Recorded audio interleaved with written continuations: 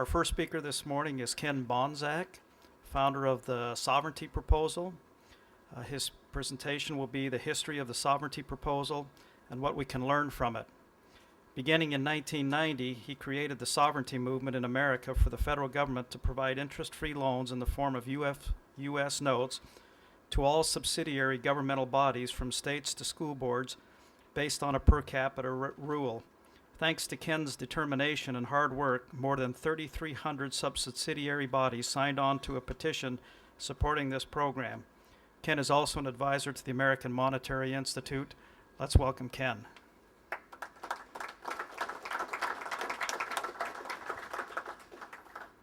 Thank you. Well, starting with the name, I chose sovereignty because the United States is a sovereign country and has the ability and power to create its own money, lend it or spend it into circulation. I started with that premise. I saw the need. I went to my county supervisor and I asked him, show me some areas that you need money for. And he told me that he only gets enough money to do 1/3 of the maintenance that's needed. So each year he slips back 2/3 every year. He took me out to a bridge. It's one of those bridges that the I-beam comes up on a 45-degree angle, then one comes across straight, and another one comes down like that. Once I saw it, I brought a film crew out there, and I wanted to film that as part of a video I was making. And so while I was talking to the director, the photographer walked over to the bridge. I didn't pay any attention to him right away, and then pretty soon I saw him out of the corner of my eye. He had a Bic 79-cent pen in his hand, and he was punching it through that steel girder. The whole engineering concept of that bridge was reduced, and we're in a dairy county, the top dairy county in Illinois, and milk trucks go over that very bridge every single day. So I felt there was a need to take care of those things like that, but the problem always was, yes, but we have no money. And I want to show you two reasons why we don't have enough money, besides the main concept that we're here to discuss. I want to use just a small example, but you can multiply it in your own head for much bigger projects. I want to show you the problem we faced in my hometown of Freeport when we wanted to build a $6.5 million library. If we did it, I'll turn it up. Go ahead, it's on. If we did it with bonds at 6.5%, and we added 2% more for bond fees, and we paid for it over 20 years, we would be paying $12 million for that project. If we did it with interest-free loans, we would still pay just $6.5 million. But then if the interest on those bonds were 7.5, and we had to pay out $13 million in that 20-year period instead of $6.5 million. And if we paid for it over 30 years, we're paying over $17 million for that library that really only cost $6.5 million, should have. Now, one thing about this, we took a referendum in our city, and the referendum overwhelmingly said, yes, we'll pay for a library, but we don't want to pay for it with property tax. That might not seem too much to you. I mean, after all, there's sales tax and there's user tax and other ways of paying for things. But to the bond market, you don't pay for it, and the repayments coming from property tax, we're going to charge you more interest. Because property tax is the most stable form of where to get the taxes from. So we would have been penalized still more. And so in the bill that we eventually would come to, that we finally got introduced, you know, it can be, the repayments can be made from any source. Okay. Now, the second thing I want to talk about are the bond fees, because nobody talks about them. Nobody talks about the bond fees, and it's one of the biggest ripoffs, and here's why.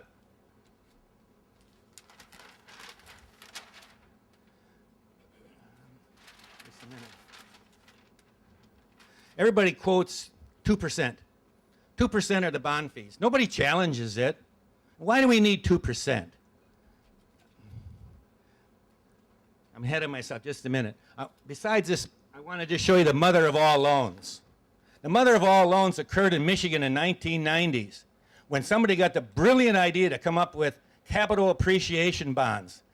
This deal was sold to the people of Michigan and maybe other states. It was sold to a man from the Department of Education who, after conceiving it and having it approved, he quit the Department of Education and became a seller of the bonds and made millions. And watch what happened. He went to those schools, the schools that were all desperate for loans and for money, and he said, here's the deal in so many words. And here are the two great examples of that. Lowell School District. They borrowed $19.2 million on the premise that no payment needs to be made for the first 7 years, interest or principal. None. But interest would start accumulating immediately. And after 28 years, the interest alone was $82 million. Is that a deal? But it was bested by Romulus. Romulus School District borrowed $28 million. The first 8 years didn't have to pay a thing, similar to that. At 28 years, 30 years to pay for it. And their interest was going to be $85 million. And you know what they did with the $28 million? They bought $28 million of Macintosh computers. And how soon were they obsolete? And the superintendent said we couldn't do anything else. Our ninth graders were 40% were failing. We had to get those computers in there. And he sold it to the taxpayers by saying, fear not. The payers of this will be the children coming after you. They're going to use it, and they're going to pay for it. And the voters signed up for it. And this is the newspaper from April 5th of that year, 1990. You cannot get this paper.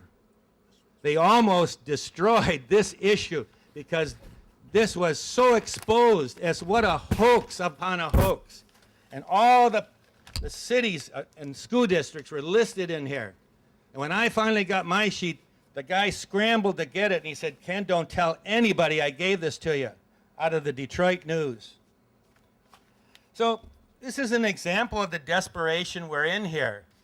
And it was pointed out yesterday, of course, by our gentleman from the American Society of Civil Engineers. Such a deal. So we needed something else. We needed a better deal than that. So I put together a sovereignty proposal. And what I did, I came up with a figure based on my talks with school districts and cities and counties. What would be a meaningful amount of money, a meaningful loan? Yes, I know you need more, but what would be meaningful? That was the key word. And so from that keyword, I determined how much every state, every single state could get, $200 times their population. Every county, $200 times its population. Every city, $600 times its population. And every school district, $2,400 times its enrollment. Now, that amount over a 5-year period would come to $360 billion, paid out in 5 years at $72 billion a year. Okay, so what would it do? Well, we could build the projects for half to a third the cost. We could get at far more projects. And now look at all the jobs that would be created in construction and manufacturing where the real pay is. The amount of interest, each interest-free loan will be determined by meaningful criteria, not by any pork. Let's not be building that bridge to nowhere in Alaska for the 50 people on that island. Each congressional district, and here's a selling point that in talking to the congressional offices, this was a selling point that I said to them. Look, because all congressional districts are basically the same size in population, they would get in their congressional district about $820 million. Imagine. And what was so neat that when I could talk to them, I could say, look, you can come into our district. I live in a district where we've got one county, then my county, then a third, then a fourth, then a fifth, and there's a sixth down here. Now, if you come up with federal funds and you build a new interstate exchange 60 miles from me, I don't have a warm feeling about that. I don't use it. But with this, you're coming into Freeport, Illinois. We can fix those curbs and gutters. We can. We got water pipes that are wooden yet, would you believe? Wooden. So any congressman can go to any community, small or large, and say, I helped you build those. I brought the money, helped you bring the money for that. I thought that was a great selling point. There'd be manufacturing demand that would be increased, less reliance on municipal bonds, which cause a huge federal revenue loss. That's right. Back when I started, there was $1.3 trillion of municipal bonds outstanding, of which the interest paid to the bondholder was not taxable. And when Ross Perot showed us his financial statement, he had $175 million worth of this. Doesn't pay any taxes on it. Therefore, the federal government gets no taxes, and they lose $2.6 billion a year because of that. Woo! So, the Federal Reserve and the federal government maintains the ability to adjust for unforeseen events. We have a built-in responsibility of repayment. This is not a grant. Hey, we're in Freeport, it's not going to vote for something, and we have to pay for it. There's responsibility. That's where it should be. There's times for grants, I'm sure, as we're going to have in the Gulf, but namely, I wanted to have a system where there's responsibility, and that, yes, we want it, and yes, we'll pay for it. And if the life of that project is 30 years, we have up to 30 years to pay it back, so we can spread out the use of it. And the users of that bridge or that sewer system would be able to not only use it now and use it later, but help pay for it. That's fairness. The bill provides for many benefits without sacrificing fiscal responsibility and local accountability. We're the ones that are making a decision for it. And the cost of administration, nonsense with this 2% bond fees as we just are about to show here. And I'll show it to you right now. Talk about a ripoff. Let me show you. It's my pet peeve. Not too far from where we're sitting right now, a $32 million waste disposal plant was built. And again, 2% for bond fees. How much is that? $640,000. No, it's not. They're borrowing that and paying for that over 20 years. That's up $1.2 million for the bond fees. So, okay, so I got to a bond dealer because I had somebody tell me use my name, and I did. And he sang like a bird. It's true, I didn't exactly tell him why I was asking these questions, and it's true that he assumed I was really somebody else, and sometimes assumptions, can just go by the board. So he said, well, for the $32 million project, we're going to have $1,000 for place an ad in the Wall Street Journal to make everybody aware they can buy these bonds. We're going to need $2,000 for printing the prospectus. And we're going to need $1,600 for postage to send it out to the prospective bond purchasers. And then we're going to go up to New York and beg Moody's for a better bond rating. That's going to cost us $10,000. And then the registrar, he's the one, it's a law firm sometimes, it's a bank sometimes. They'll send out the interest payments every 6 months for 20 years. That'll be $20,000. It adds up to $34,600. And gee, I had to ask the next question. Well, what about the rest? And he said, well, we have to put money aside in case the city failed. Oh, I said, well, when did they last fail? Well, they didn't. We're celebrating our 150th birthday in Freeport, Illinois this year. We've never failed. The state of Illinois has never failed. And I'll bet you your city has never failed. And don't tell me about some of these defaults where the payments are interrupted or lessened for a number of months. Don't tell me about that. Tell me about where do you think there's ever a city, a state, a county, or school district that absolutely failed and didn't pay any of the remaining money on their debt. But this goes on and on. $600,000 for what? Well, a number of years ago, about 1980, right here in Chicago, I'll tell you where some of it went, as described very clearly in U.S. News and World Report and Business Week, coming out almost the same month of that year. The bond dealers give a lot of money to elected officials. And they gave that person, who was then the president of Cook County, $400,000. These bond deals are not bid. They don't have 4, 5, 6 bond dealers come in and make a presentation to councils. The majority are handed out by mayors, by county presidents, so forth. It's a really big deal for some of them. Now, that is ridiculous. And it's like the story that Al McGuire told.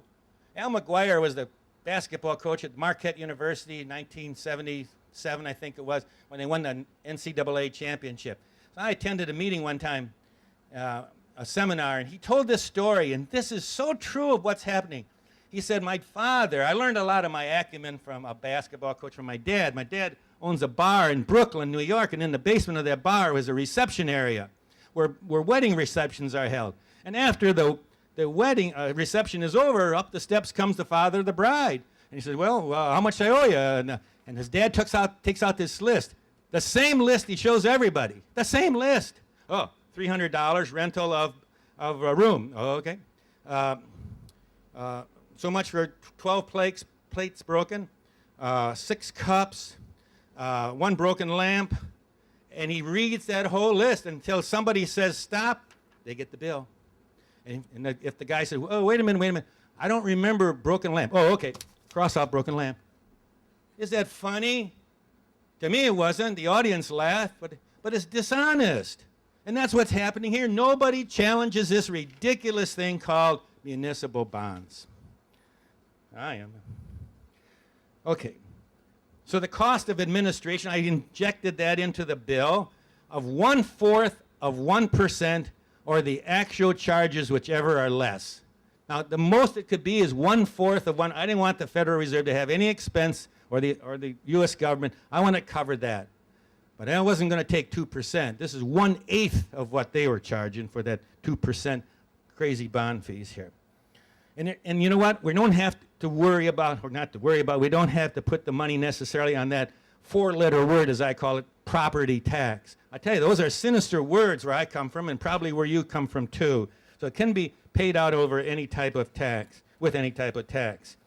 And the benefit can be verified. How do I know what some of this stuff is? But in my community, I can see the curbs, the gutters, the sewer system, the waste disposal. I can see it in my own community when it's built with these dollars. And we determine what it will be. The quality of life of a community has its foundation in its infrastructure. Okay, so now I'm ready to go. So I thought. Well, I decided that it would be unfair to go to Washington and ask any congressman to support this, because I think the answer is going to be, oh, wow, I'll have to go out and get support for it. Instead, I wanted to do that for him. I wanted to come to Washington and say, look, the idea is good because, look, I'm bringing all this support for you. And in the end, we got 3,395 local governments. I didn't get all of them. I went to 28 states. I went to California 3 times, Texas 4 times, Florida 4 times, Missouri 3 times, etc., and so forth. But I didn't do it all. Here's the list right here. And they include municipal governments, they include some states in here, so forth. Here's this list here. This is 54 local governments plus the Illinois Senate. And the guy who got 51 of those is sitting over here, Dick Distelhorst. So people like that help me out.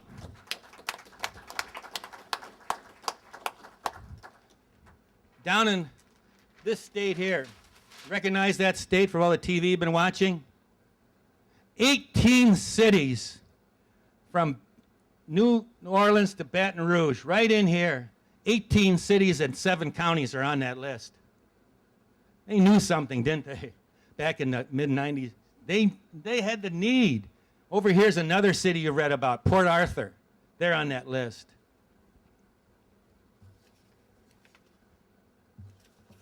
So now I'm ready to go to Washington. I go around the country, the nomadic Ken Bohnsack, and start to go to Washington. And I start to learn some things. Some good. I learned that whenever I made an appointment to talk to a congressional office, and it would be a staff person. The staff person, when they asked, what do you want to talk about? And I would tell them what I want to talk about, then they would assign it to that person.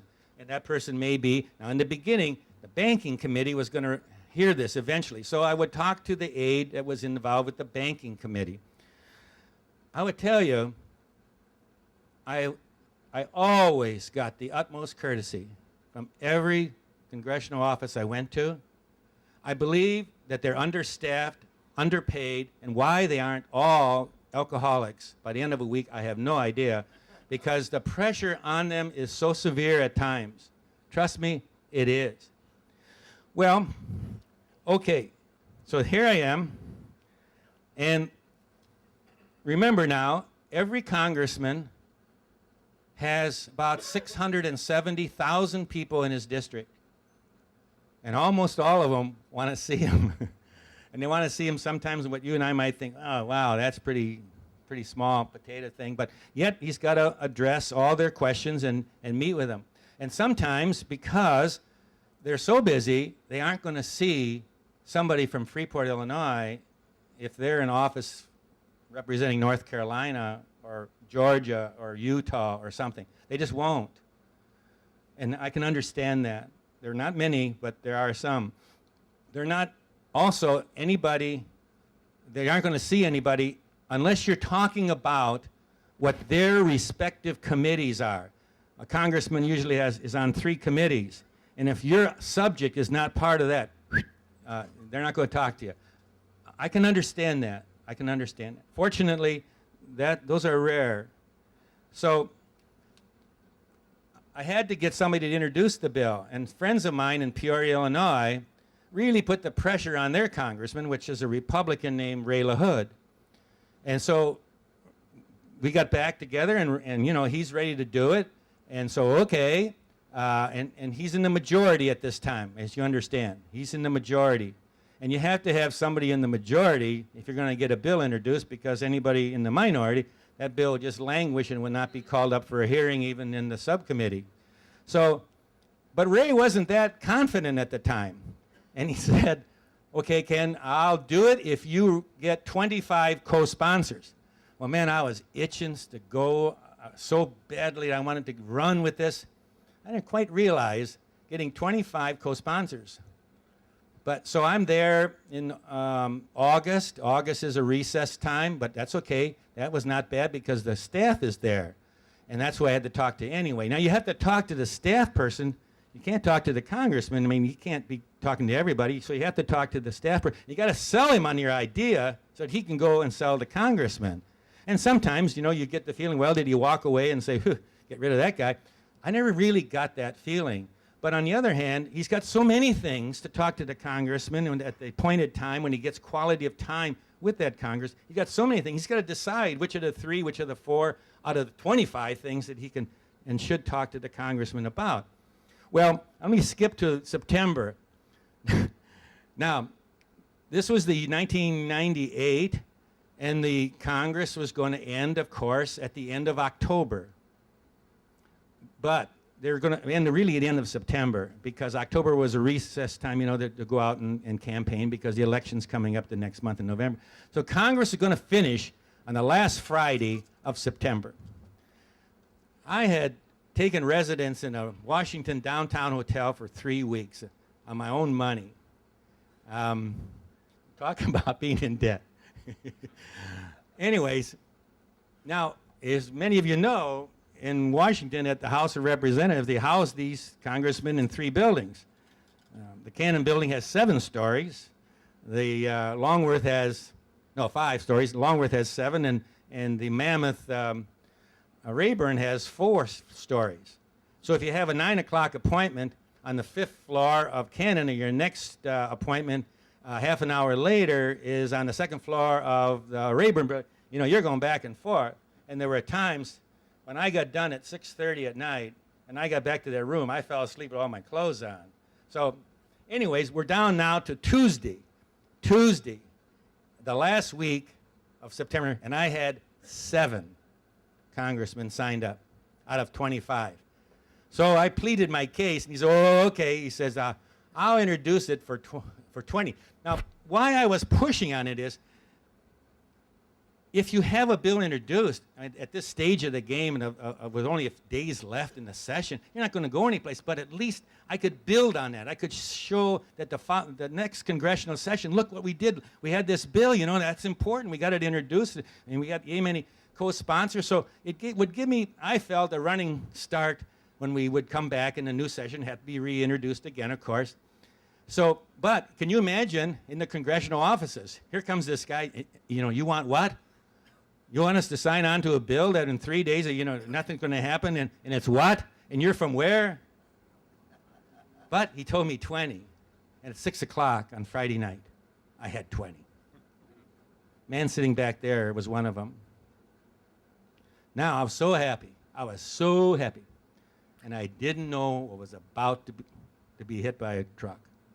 Because the next morning, I was told then, when I went to the office and I had my list, and the aide said, okay, Congressman isn't here, but he wants to see you at 10 o'clock tomorrow. Because Congress, whew, boy, they extended the day, they extended the period 1 day, so we could still get the bill introduced on Saturday. You can't introduce a bill if Congress is not in session. But Saturday was it. So 10 o'clock, I'm there. Oh, man, I'm excited. He said, let's go for a walk. Let me tell you, those words, you can expect what's going to happen. So he put his arm around me and said, Ken, good job. However, look at the ones you have on there. Well, he told me it was bipartisan, and I'm just going as fast as I can wherever I can. And I learned a really big lesson. We had 9 Republicans, and we had 11 Democrats. And worse,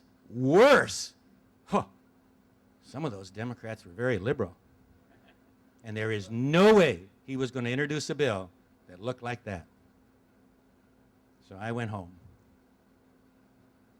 I've always said, you're allowed to be disappointed, but I would not allow to be discouraged. So,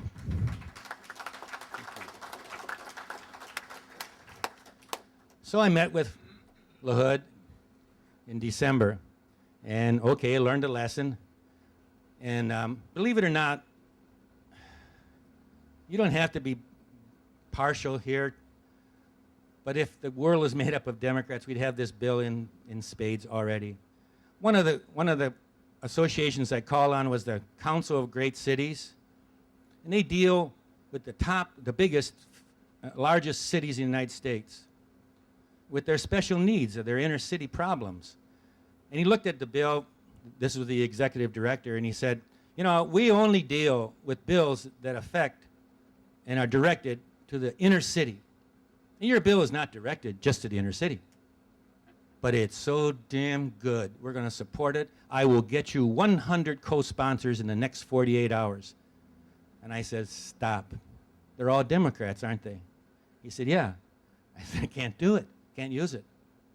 Can't use it. Can you imagine if you're a Republican introducing a bill, you got this many Republicans and this many Democrats? I mean, that's embarrassing. You can't do that.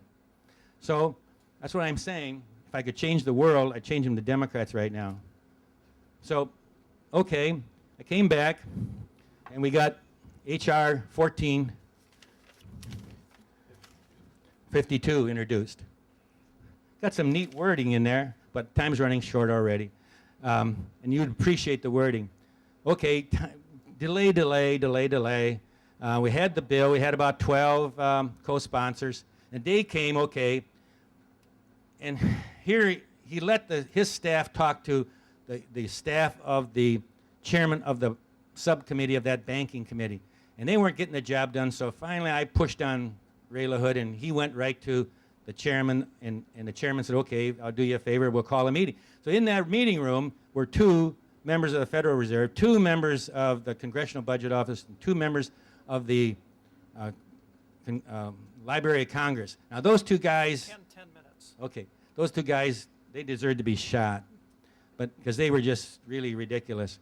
So anyways, the chairman turned to Ray and said, go ahead, explain it, and Ray turned to me and said, explain it. So here I'm explaining it. Well, the Fed didn't like it. Is that a surprise? And in so many words, they said, why don't you do it the other way? Why don't you do it the other way in which congressmen will understand it? And it's more traditional. And what that way is where let Congress borrow the money. Just borrow the money, lend it interest-free, and they'll understand that. And the cost will be the interest that the federal government pays. Now, to do it the way I was going to do it, they would say the cost to the federal government is that we turn over all the interest that we collect on the bonds that we go in and create money and buy up the bonds at the federal open market. Now we hold the bonds, the interest is paid to the Treasury, and they're not going to get it under your first proposal, so the federal government loses $3 billion. But what's the difference if they lose $3 billion or spend $3 billion? So, okay, that was 2000. That was the year 2000. And I knew that I wasn't going to get done what we're here to try to get done. But I wanted to get done the interest-free loans. And I thought, hey, I got the Fed on our side. Because a lot of congressmen's offices say, what does the Fed say? Okay. But this is important. I wanted to share with you, too. So I'm going to take the time to do it, and I'll take away time for questions. Ray LaHood said, and correctly so, we got to find out what the Budget Committee is going to say. Because what we want is for the federal government to carry on the books not the principal of this loan. We want only to carry on the books the interest. Because after all, if they're going to go out and borrow the money, lend it to the states and local governments, they pay it back to the federal government, and they pay it back to the lender. Wait a minute, the federal government is only acting as a conduit here, right? Yeah, that's what I was trying to sell them on. And so their charge or cost is only the interest. Okay? We want to talk to the head of the Budget Committee. Well, everybody does. There's 435 members of the House. They all want to talk to Jim Bates. And so, well, how do you do it? This was April. We met with the Fed in April, and they agreed, well, now that you got it this way, fine. That was a 2-minute meeting in the Federal Reserve office. So we went immediately to try to meet with Bates, and you know what, how he did it? The congressman's aide met him while riding a bus through the desert in the state of Utah. Sat down next to him and said, Jim, I got something I want to share with you. And to his benefit, he said, okay. And for 2 hours, they talked about this bill, and he said, I will call a meeting as soon as we get back to Washington. In the next month, that's what he did. So we flew out, and I took an economist with me, and for 90 minutes, he said, you guys are right. It's only the interest. All right, good. Then LaHood said, well, wait a minute, we got one more step. We got to get the Congressional Budget Office to say the same thing. Now, CBO, they're independent people. They're not elected. They're independent. But they're the ones that determine this bill is going to cost so much, this bill is going to save so much, back and forth, back and forth. We got to get them. We went to them in August of 2000. Oh, many, many months later, we got the answer. No, we don't understand it the way you guys think. But they gave us another chance. So we changed some words. Just changed some words. It was the last sentence. We changed some words.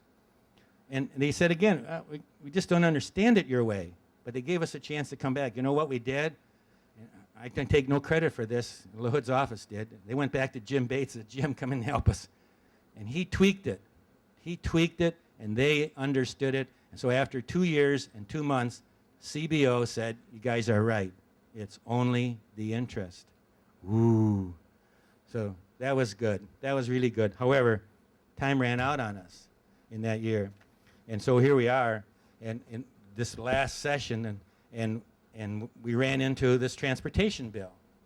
And LaHood didn't want to introduce it because the big transportation bill is standing out there that hadn't been passed, and he didn't want any of our friends, which is now, by the way, it's not in the banking committee. Now it's in the transportation committee. And so that's good, because we had more friends over there anyway. And so he just had to hold off, and so he held off till the session was over. So we don't have it introduced, but that's what happened to that. Okay, let me just sum up here. Along the trail, we got some good support. I mentioned to you what Jack Bedell did. He came down and to our area, and I got an appointment with the Community Bankers Association. And here's what they said after Jack talked to him. We see the demise of the tax base in the communities we serve. They cannot keep up with the necessary repair and replacement of needed infrastructure. And on top of that has come unfunded mandates from the federal and state governments. We see the sovereignty proposal as a help to these communities and the citizens therein who are our customers. They went on to say that this is not competition for them, but instead, here it comes, the many new jobs that will be generated will bring more worthy borrowers into our banks to borrow money to buy cars, build homes, and expand business. A former bank president not too far from here, turned out to be such a strong advocate of this and was so helpful to me. His name is Ed Merck-Vicka. And he said, in summary, it's important to the understanding this proposal. It can change the destiny of our country. It can create jobs, revive our decaying cities, modernize mass transit, offer new business opportunities to minorities, rebuild educational facilities, and lessen factors that exasperate crime statistics and strengthen the family unit. It is constitutionally correct. It'll increase tax revenues. It'll strengthen and help stabilize the economy long term. And if phased in correctly, is not inflationary any more than any dollar to the money supply is inflationary. It has the potential to lower taxes at all levels. It will work. And he continues to remain a strong advocate of what we're doing. So, okay, I think I better quit here unless I got, okay. Let me, two quick things, two quick reactions from this, from all these support. One, Jack Quinn no longer in Congress. But when I showed him the list, and I had a chance to talk to him, and I said, you know, Buffalo is a signature here. Buffalo is almost all my district. And he signed on. See? Then there was Sonny Bono. Most of you know who Sonny Bono is? Well, he's deceased now, but he was in Congress when I first came. Now, Sonny Bono was a mayor of Palm Springs. And so, hey, a mayor, he knows all about these problems, so I went to see him. Now, get this reaction. The aide said, okay, well, come back in a month or whatever, so I did. So I came back, and he said, you know what, we checked with our district office in Palm Springs, and nobody's ever heard of this, so we're not interested. I could have had the cure for cancer, I guess, and, you know, with that attitude. But in a way, that's what they have to do. They handle so many things. So if I asked you now, tell me, you think if we need 6 people to tell the congressman this is good, or 60, or 600? You're going to probably say 600 and to save some time. I'll tell you that's not true. We need 6. We only need about 6 people, and congressmen react to that. And they sit up and listen. I think maybe they think there are 600 out there, but they will listen to that. And that's, I can tell you that's honest truth. That's been my experience. So what to do the next time we get to this point is find out, you know, determine where is this going to be. Is it going to be in the banking committee? Probably so. Transportation committee, whatever. And then we check to see who's on that initial subcommittee, and we go to those cities, we write our letters to the editor, and we get them excited about it. Yeah, time is running out. Okay, I'll be around. Thanks for listening.